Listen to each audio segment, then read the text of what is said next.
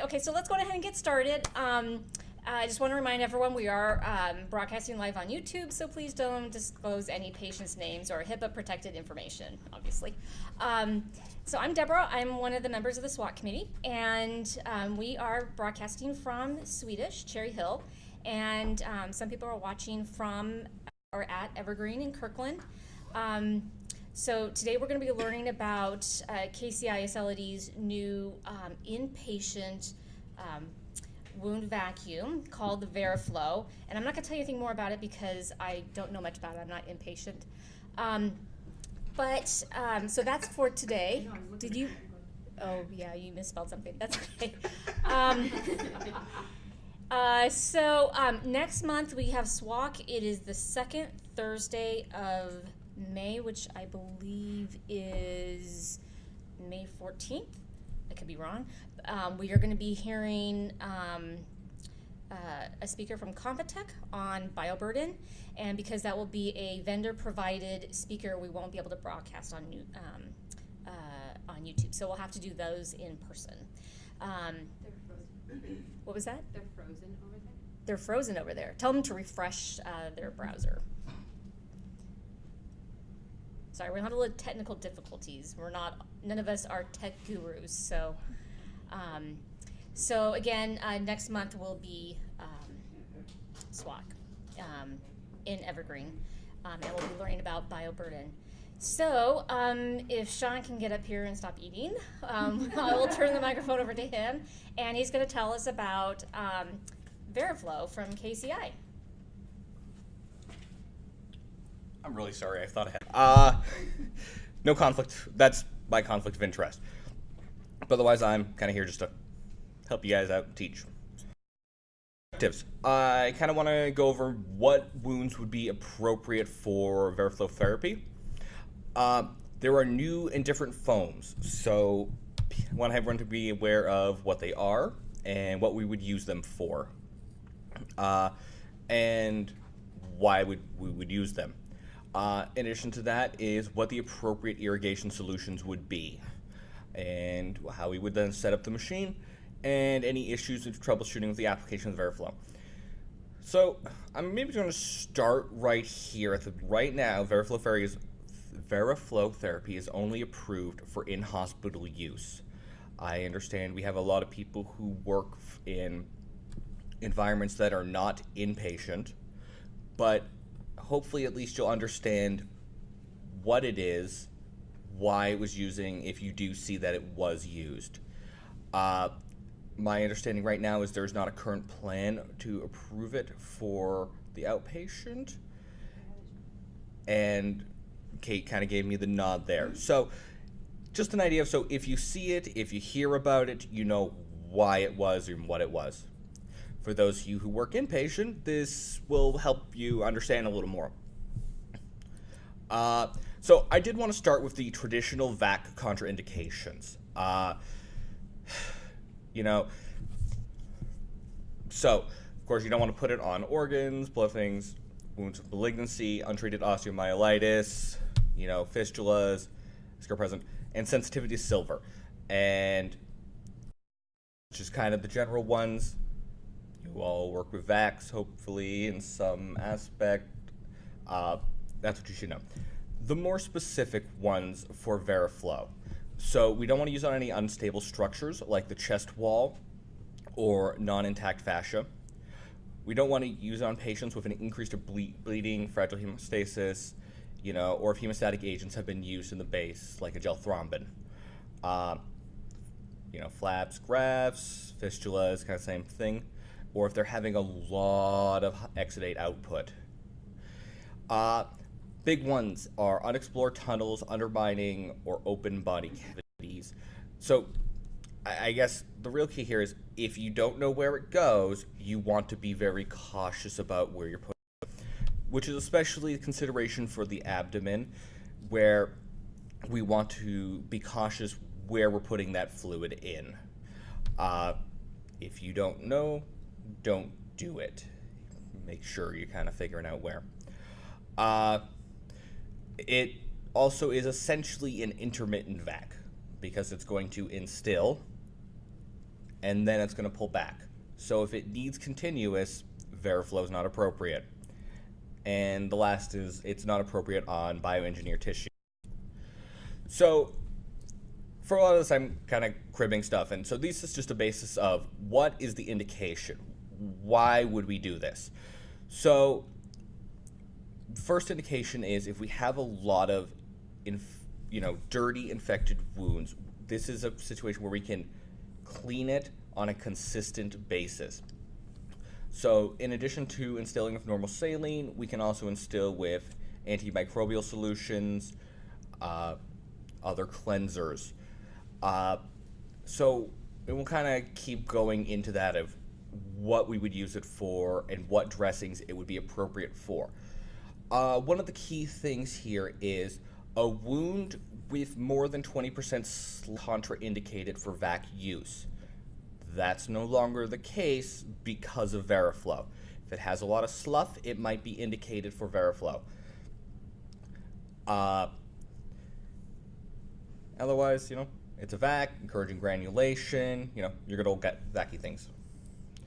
So, this is the biofilm life cycle, and I'll be real honest, I'm not terribly good at the science aspect of this, but I do want to discuss where this fits in the indication for the use of Veriflow.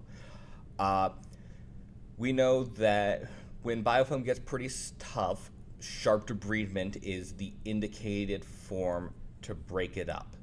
But before it gets there, maybe we can try irrigating it, cleaning the wound and not allowing it to continue to reach, the growth and detachment stages. And that might be a very strong indication for doing something like Veriflow, where we're instilling the fluid for a consistent period of time and then pulling it back so it doesn't get too comfortable. We want that to get out. So these are some of the dressings and some of the indications and some of the wounds. So starting from the left, we have just the regular Veriflow dressing, and we'll get into the differences a little more. We'll show some pictures of how they're different. So just regular Veriflow, we're using a little more to encourage granulation of the wound base. Just really trying to get it to heal better. And of course, large dressing, large wound. Now, the cleanse and the cleanse choice wounds are one of the more specialty wounds, and we'll show a video a little bit later on of how it works. And one of the real keys is it's scrubbing and cleaning up slough in the base of the wound, helping optimize that wound base. So that's one of the real nice keys that it's done. And I do have some pictures of patients later where I can show some success with that. And so far the research is pretty interesting. So these are the foams, and one of the real reasons I was including this is because, so on the left we have the granny foam dressing and the white foam dressing, which most people I suspect are familiar with. So now we have two additional dressings, and the key I really want to get is, so your regular Veriflow dressing is, if we have the tensile strength of the granny foam dressing as baseline, the Veriflow and the cleanse dressings are significantly stronger, so we can put them in tunnels a little more confidently. I have used the Veriflow in some deep tunnels and haven't had any concern for pulling it back so far. And cleanse is even tougher there, that we can put it into these wounds that may be a little deeper, a little more undermined, and really get to work down there, where the white foam doesn't have the same porous nature too. So we get a little tougher and a little more porous. But, white foam still pretty, strong. So I do have some videos. We're going to kind of see if we can play a video inside a video, but let's get going. I'm going to use a couple videos for this because some of this is easier to show than for me to discuss. So we'll start. I hope this works. Please tell me if it doesn't work.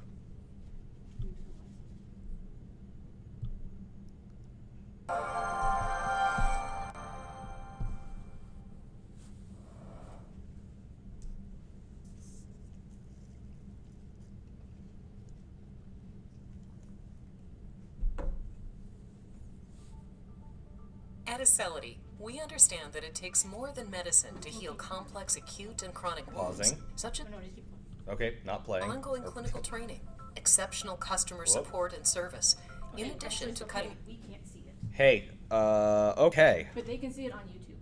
I don't know why. So why don't we just go around and we'll watch it from there. All right, everyone come hang out with me over here.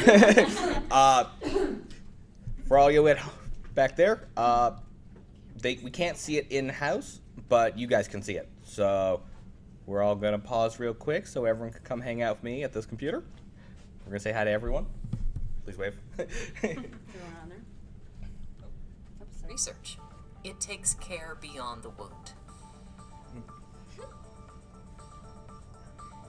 Patients that present with difficult to treat or infected wounds, especially those exhibiting thick wound exudate, slough, or infectious materials, are particularly challenging to treat. More so if they cannot tolerate or are not candidates for immediate surgical debridement. Now there's VAC Veriflow Cleanse Choice Dressing for use with VAC Veriflow therapy that can provide immediate cleansing of wounds with thick exudate. As these cases illustrate, you now have a simple adjunctive therapy for managing complex wounds when surgical debridement is delayed, not possible, or not appropriate for the patient. Now you can immediately initiate active wound cleansing with VAC Veriflow Cleanse Choice Dressing and VAC Veriflow therapy to facilitate the removal of thick wound exudate, such as fibrin, slough, or infectious material, creating an environment that promotes wound healing. Wounds with thick wound exudate, including slough and infectious materials, are challenging to manage because they often include heavy bacterial bioburden. When managing these difficult-to-treat chronic and complex wounds, the goal is to quickly move the wound to the healing stage by initiating cleansing of the wound bed, removing of solubilized wound exudates and debris, and increasing granulation tissue in preparation for wound closure. VAC Veriflow Cleanse Choice Dressing, when used with VAC Veriflow therapy, is an option for clinicians when there is a need for immediate wound cleansing and when surgical debridement is not appropriate or not immediately available. The dressing is comprised of 3 different layers. One wound contact layer with a novel array of 1 centimeter circular holes. 2 cover layers provide thickness options in wounds of varying depths. They can also be used for tunneling and/or undermining application. The novel array of 1 centimeter circular holes distributed throughout the wound contact layer are designed to provide mechanical movement at the wound surface in combination with cyclic delivery and dwell of topical solutions during installation therapy, facilitating the removal of thick exudate.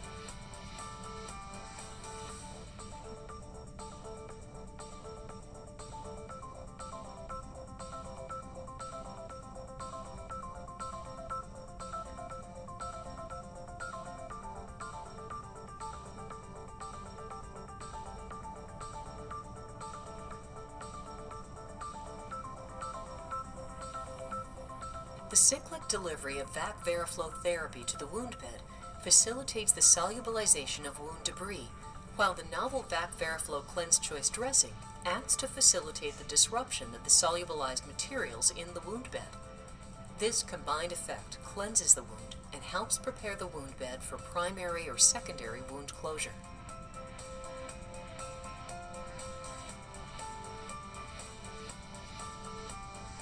This patient's wound was treated with saline, 10-minute dwell time, negative pressure wound therapy cycle, 3.5 hours, and 125 millimeters of mercury. This case illustrates the clinical results that have been achieved with VAC Veriflow Cleanse Choice Dressing for use with VAC Veriflow therapy. Following a dressing change with the VAC Veriflow Cleanse Choice Dressing, if the wound has little or no remaining infectious materials, slough, or other wound debris, consider transitioning to a VAC Veriflow dressing in combination with VAC Veriflow therapy. Transitioning to a VAC Veriflow dressing can help continue to prepare the wound bed to achieve final preparation for primary and secondary closure. Put VAC Veriflow Cleanse Choice to work for you, and you too can put this unique mechanism of action to work in your practice. All right, we'll keep going. Now, there is another one after this that I think I got to load from the. We'll see if that plays nice with everyone at home.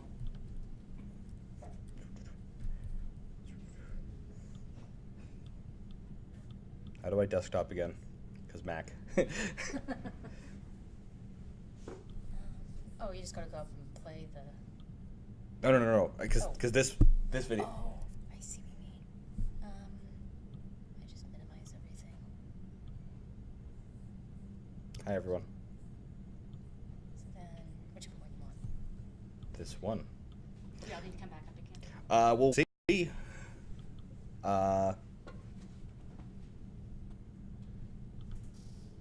Signs are pointing to yes. So for everyone out there, now this is more about the application of how we put this on. There are a couple bits in this video that I find it's easier to show. And I think everyone's got to come back up to hang out with me again. I'm sorry. It's okay. Are there any questions so far? Has anyone texted with questions? Well, I do have one question since we're near the mic. Yeah. You mentioned how you don't want to put that foam with the with the holes in it. Sorry. Yeah. The honeycomb foam, and with the Veriflow onto organs. So if you have a large abdominal wound and it's covered in slough, you're not going to know if underneath all that slough is more muscle or if you're down into an organ. So what? I mean, I would go back that if you don't know where it goes, then you don't. then be cautious. I did discuss with the scientists for KCI some issues there, but they're very kind of off-label, so maybe I'm not going to recommend that. Well, yeah, I would rather be careful. Yeah, and I'm going to say if you don't know where it goes, maybe don't. Yeah. And if it's that much of an issue, then maybe they would be appropriate for surgical debridement or a fistulogram, or however we're going to determine where we're going. Oh, so that's a good idea. A fistulogram and stuff Yeah. like that. Okay. Yeah. Cool. I know I'm not in an inpatient environment, so that may have been kind of a silly question. But Nope, I can guarantee someone else had it, so. so you want to come out and dance? Yeah.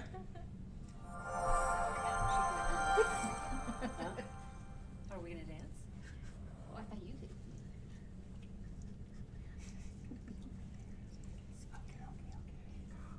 Everyone wants to know how Hello, to do it I'm Chris Shettle, Certified Wound Care and Hyperbaric Specialist.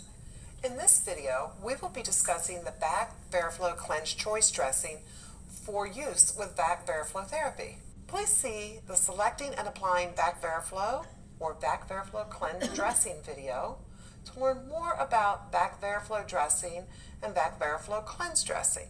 Additionally, the following chart can be seen in the VAC Veriflow Dressing Selection Guide. VAC Veriflow Cleanse Choice Dressing, when used with VAC Veriflow therapy, provides a wound cleansing option for wounds with thick exudate material, such as slough or fibrin, or when surgical debridement must be delayed or is not possible or appropriate.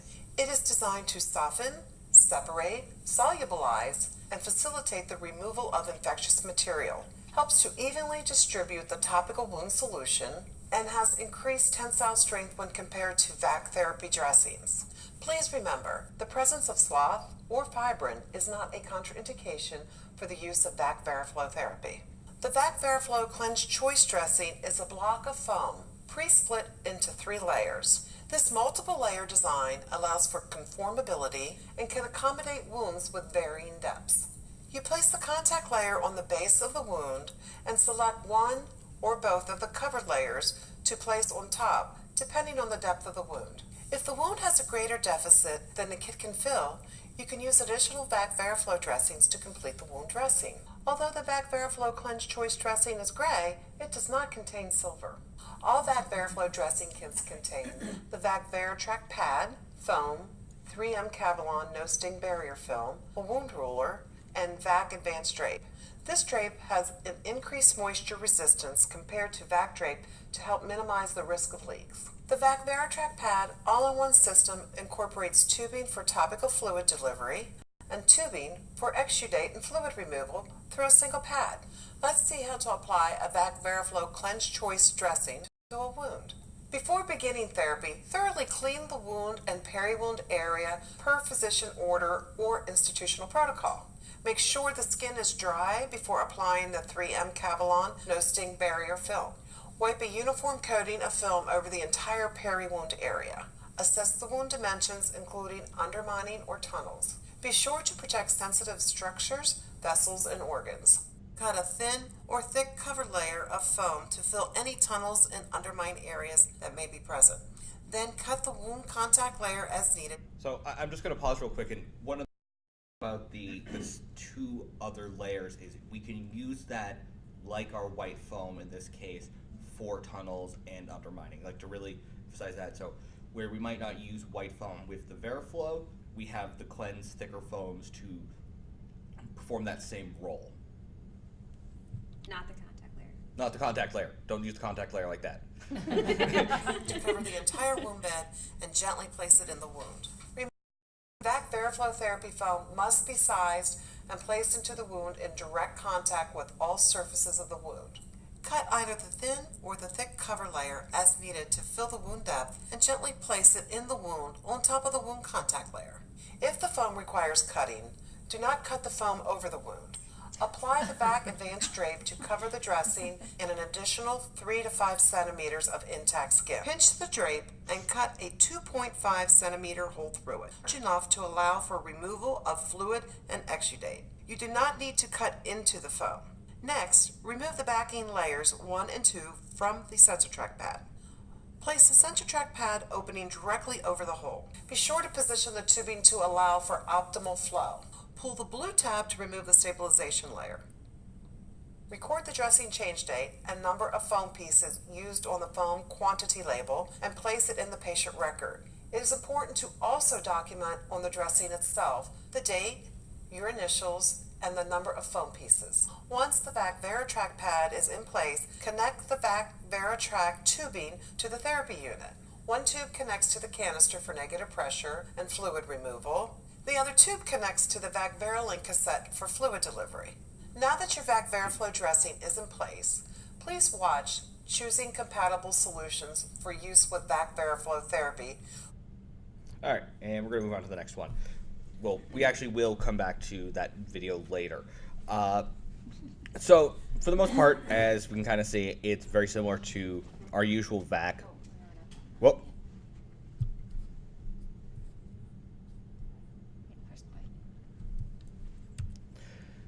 So it's very similar to our usual, VAC application, just a different foam.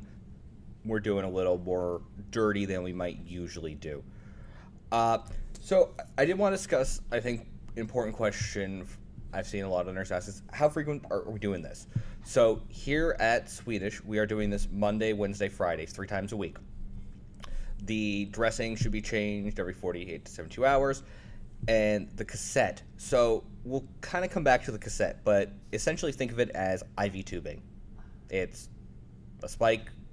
So like here, we just hang the normal saline bags, we spike them, and then it connects to the track pad.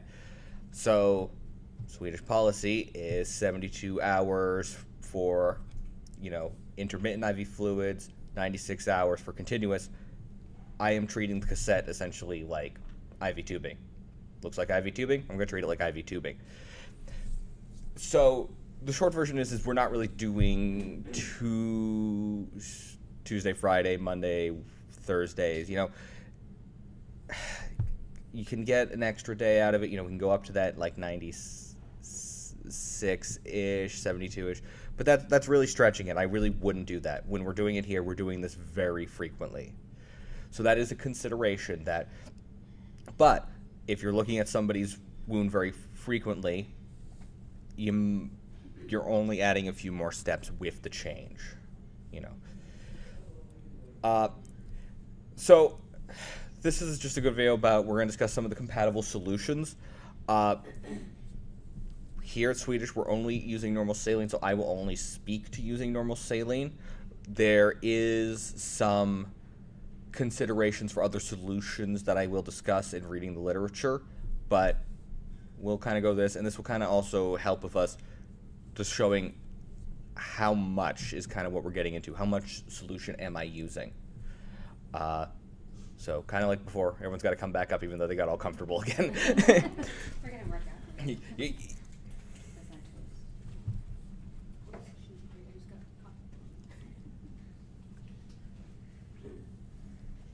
Whoop.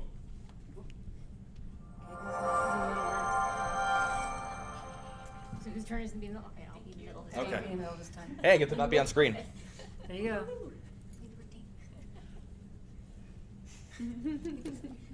Hello, I'm Chris Shettle, Certified Wound Care and Hyperbaric Specialist. In this video, we'll be talking about topical solutions that are compatible with VAC Veriflow therapy, disposables, and considerations to help you choose the appropriate solution for the wound you are treating.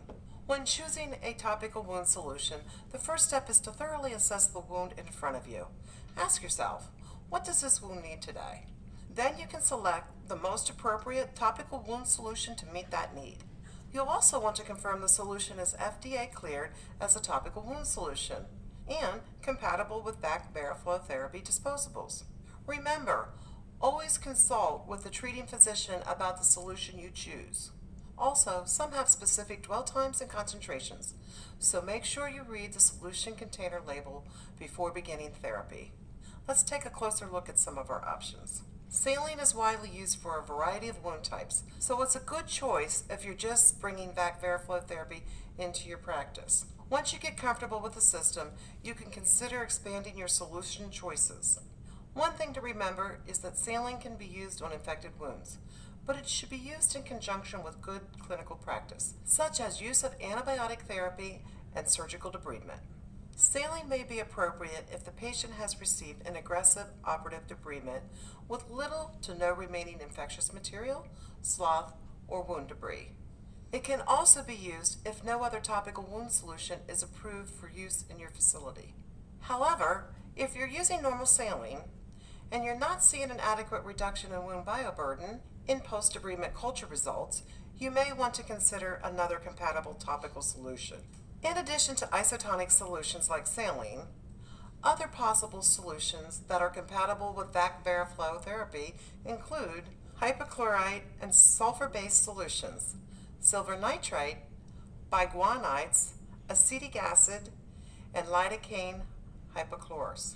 Hypochlorite-based solutions are safe and effective in low concentrations, no greater than 0.125%.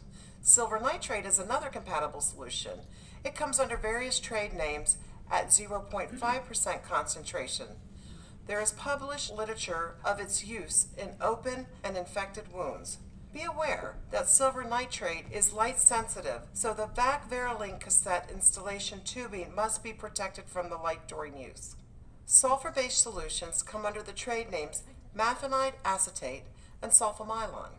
The generic solution biguanides go by the trade name Prontosan wound irrigation solution that contain both polyhexamethylene biguanide and betaine surfactant. These two ingredients are combined to maximize wound cleansing.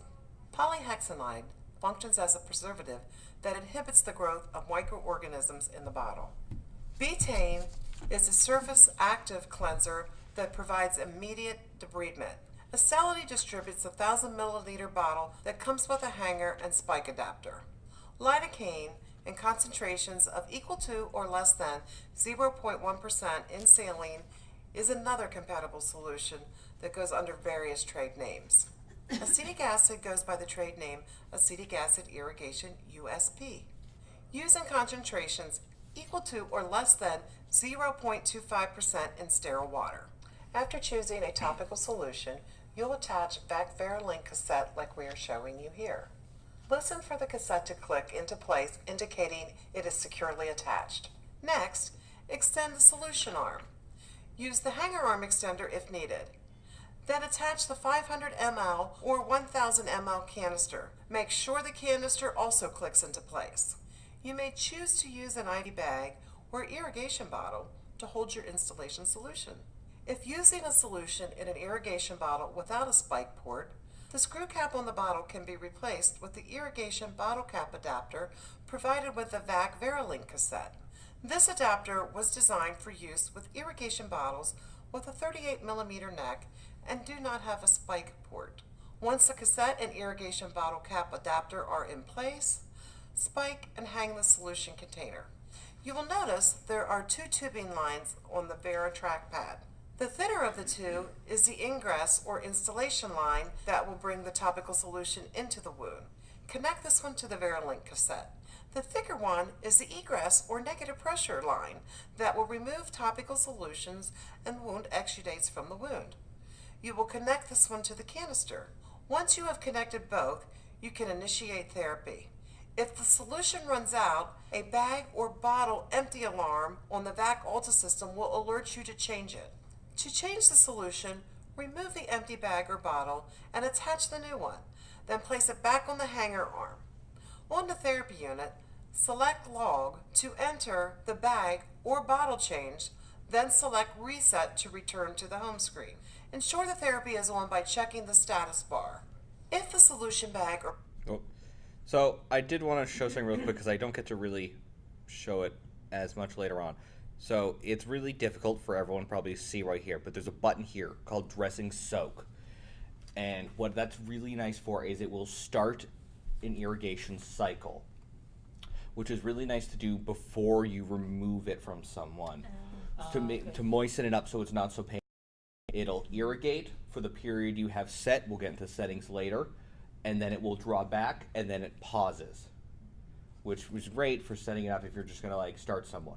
So for my changes, I usually set someone up, start the soak, get everything ready. By the time I'm ready to start getting to work and taking it off, it's irrigated, pulled back, and it's going to be a little gentler for taking it off them. So we don't get to really show this little button later on, but it exists, and it's really been pretty comfortable for my patients so far. We're reaching about the end anyway, by so checking the status bar. If the solution bag or bottle is not full, but the alarm is sounding, remove the VAC Veralink cassette and inspect it for bubbles in the installation tubing. I hope we provided you with some useful tips. So looking at the tubing, you can really see that the cassette is really like IV tubing. So another thing, so first readers, is we are documenting the irrigation fluid on the MAR to maintain 5 rights. You are essentially irrigating a medication in, so people are checking what you're putting in. You know, I did have a moment at one point where I walked into a room and somebody had, instead of the normal 500 bags of normal saline, they had left out a 500 bag of D5. While it wasn't used, and you know, I don't know if it was for whatever reason, but a 500 bag of D5 and a 500 bag of normal saline look the same. So that's one thing in-house that we are doing to monitor 5 rights. And a push I'd like the clinicians who may not be involved in MAR tracking or the medication administration side of nursing to consider that, you know, you're always just double checking like what your bag is, especially if you're, you know, you have someone run to grab you a bag, they may not be checking either. And that's just normal saline. You know, we clearly just watched a whole video about multiple other options for installation, which do become stronger or have more negative effects if done incorrectly. So we're going to back, we're going to go over some of the fluids real quick.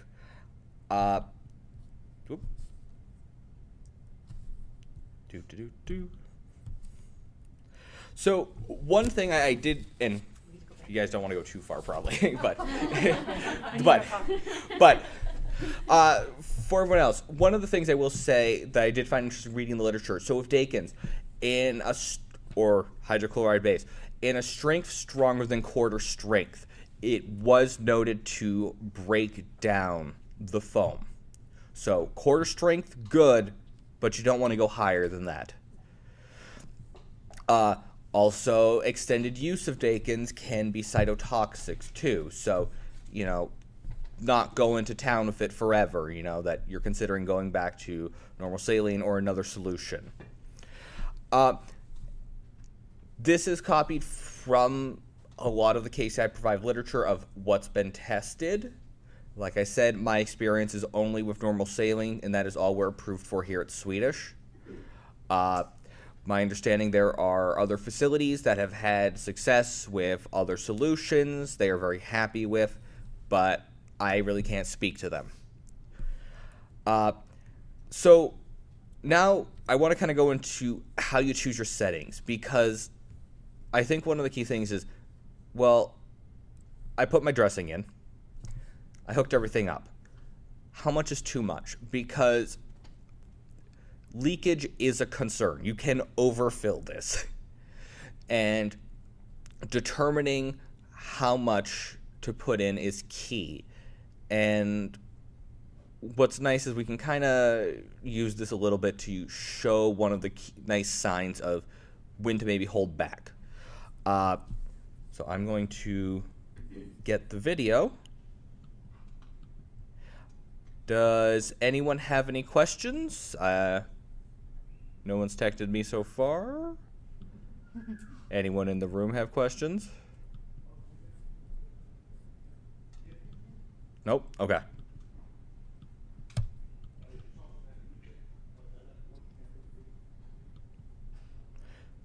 So I got the video over here if you all want to hit on back.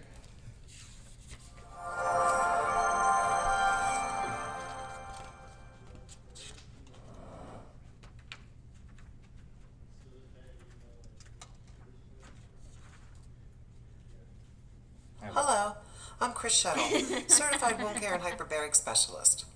In this video, I'll be showing you how to select your VAC Veriflow therapy settings and discuss some of the recommendations for each.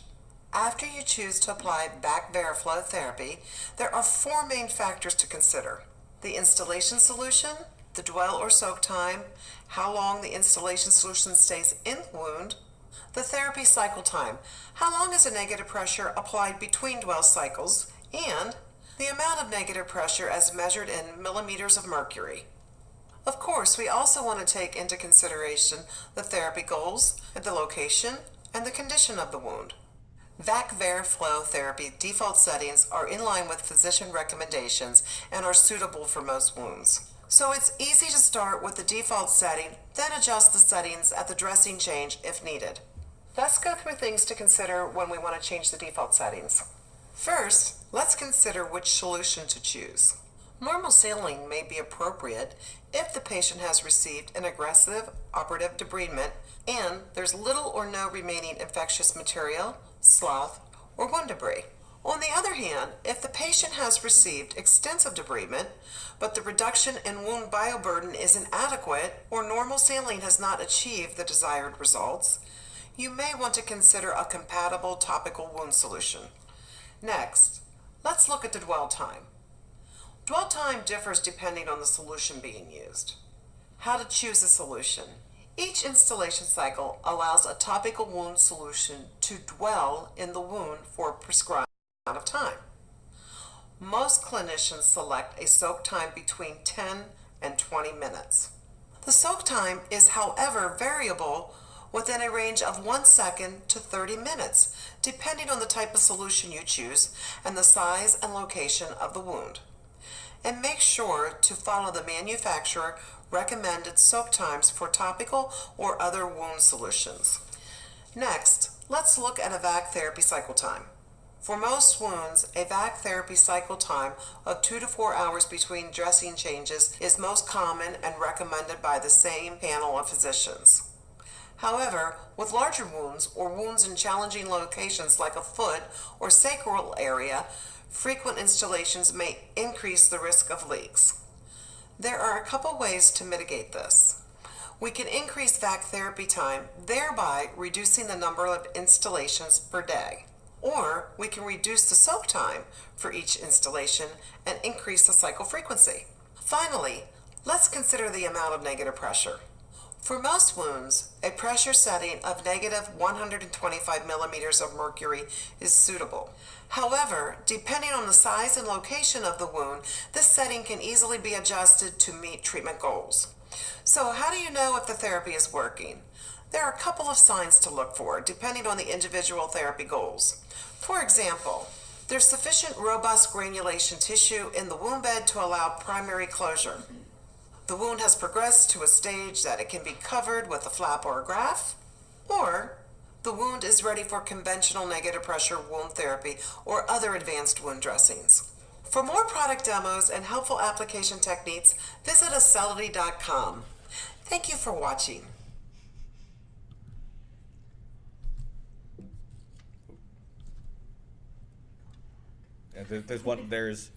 Well, I went back a little far. You guys are good. So, with this, I went far. So, this slide I took from a wounds supplement. It's a table in the thing. We can provide it to those of you who are initiating it. It's kind of a guideline. There's not a lot of super strict guidelines. So they have the recommendations, as we kind of saw, of 10 minutes every 3.5 hours. But there is a little bit of leeway. And to be honest, like, for example, I have used less than 10 minutes pretty frequently. I really haven't gone up that high. And I've usually stayed around 3-hour cycles. So one of the things is why installation versus irrigation. And I'm not great explaining all the science, but the short kind of version is soaking your dishes versus having them under running water. Just letting it kind of soak overnight. If you were doing it, you got a lot of that gunk on there, and then really kind of getting back to it in the morning. Now, here at the bottom is where I'd kind of, well, I can't really draw your attention to anything.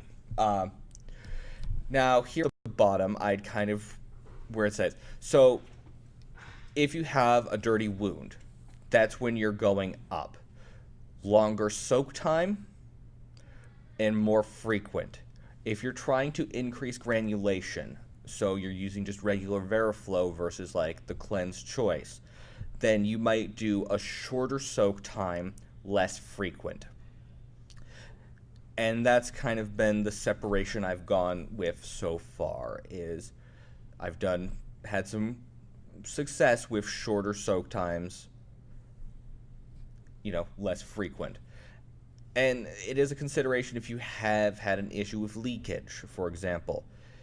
If you're finding, it does leak, there is an issue. Because water is going to get where it wants to go.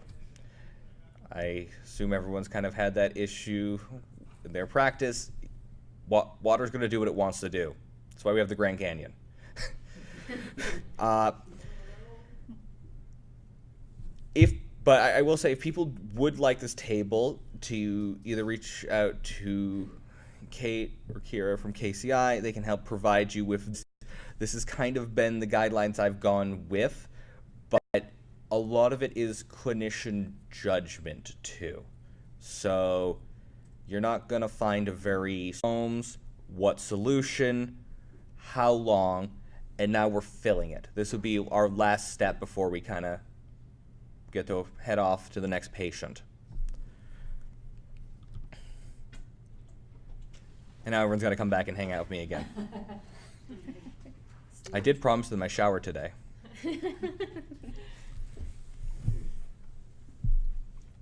This one's nice and short, though.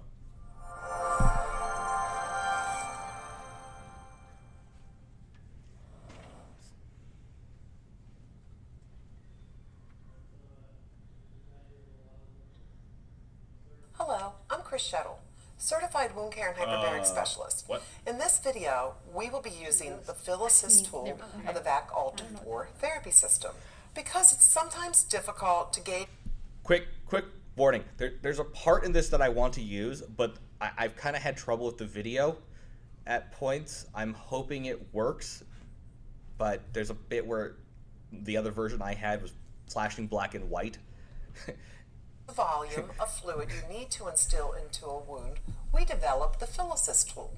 PhilAssist is a great tool because it not only allows you to manually start and stop installation until you reach the desired volume, it also tracks and saves the amount of fluid you instill.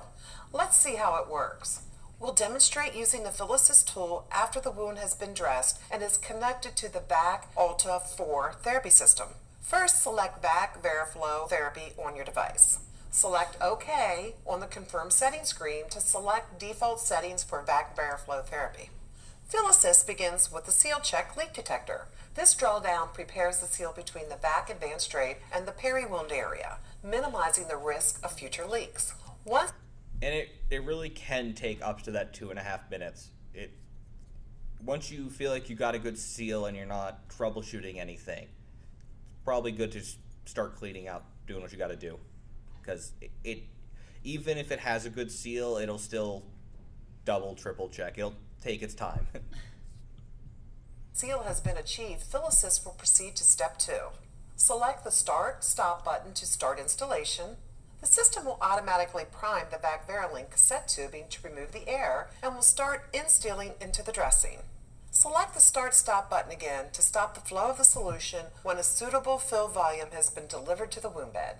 A good rule of thumb is to instill just enough So solution to saturate the short version of when do I know that I have enough volume in here is the foam will darken, and this is probably one of the better ways. I do have a couple photos, but it really doesn't photograph too well.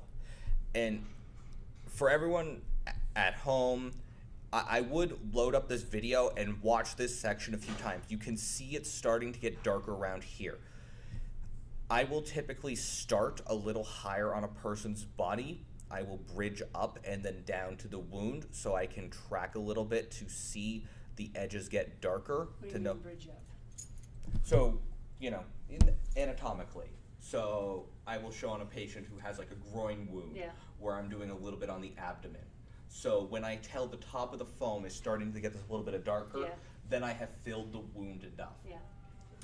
On another patient I don't have in here, for example, I did know after I filled, while the top was darker very quickly, I also knew when cleaning it that by using like flush syringes, I can put in like 10-15 mils and it was pretty close up to the top. So when it said 40, I was pretty sure I was overfilling it. And they will discuss that once you kind of reach your goal, back it off about 20% to help reduce a leakage. So I really do want to kind of stop because this visual sign is really what you're kind of watching for, is this little bit darker. Like, hey, now it's starting to have enough. And you're looking for it to the edge of the dressing. If you are bridging up, it's going to get dark up there because that's where the fluid is. But as it goes its way through, it will go back to the normal color. If there's not water there, it will go back to its normal gray. But the problem with photographing this for everyone is the difference between black and different black is not great for a camera. Yeah. Watch for the foam to visibly darken. If the wound has been overfilled or underfilled with solution, use the plus-minus button to adjust the fluid volume that will be stored in memory for the next installation cycles. Select the OK button to confirm the final fluid volume displayed when the PhilAssist screen is ready to be stored in memory. The device will immediately transition to the soak phase and later to the VAC Veriflow therapy phase. During the VAC Veriflow therapy, the home screen will be displayed. Now, if you want to make sure everything's kosher and you think you really overfilled it, you can, in the settings, after you turn on PhilAssist, you can also choose to start on vac, so it doesn't stay instilled. So once you click OK, it will start right onto vac and pull everything back. That way you can make sure that if you've really overfilled it, you've pulled it back, you can start troubleshooting and getting ready. You don't have to wait for a whole cycle to make sure everything's working okay. So that is a little cheat you can do if you're a little crunched for time, or you just think you overfill it a little bit sometimes. If you find that the dressing leaks during the initial cycle and you're using dry foam, try reducing the fill volume by 10 to 20% for the next cycle. If overfilling of the wound is not the cause of a solution leak, Cavalon may also be used to wipe the borders of the drape and the Veritrac pad skirt to help seal micro cracks. These adjustments may help you reduce the risk of leaks. In another video, I discuss ways to address leaks that are not related to installation fluid volume. I hope this tutorial helped you. Alrighty, so now we are all done with videos. So everyone gets to sit down and stop hanging out with me. There we go. So this is a couple photos I took. I hope they're large enough for everyone at home. This was a wound on a patient's buttocks. It was quite a bit deeper than the opening. The opening was really about 2 by 2, but the undermining was considerably deeper than that. So we were trying installation to see if we could clean it up, get a little better.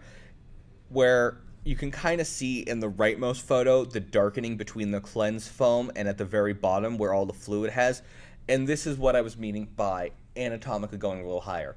So while I do definitely recommend, offloading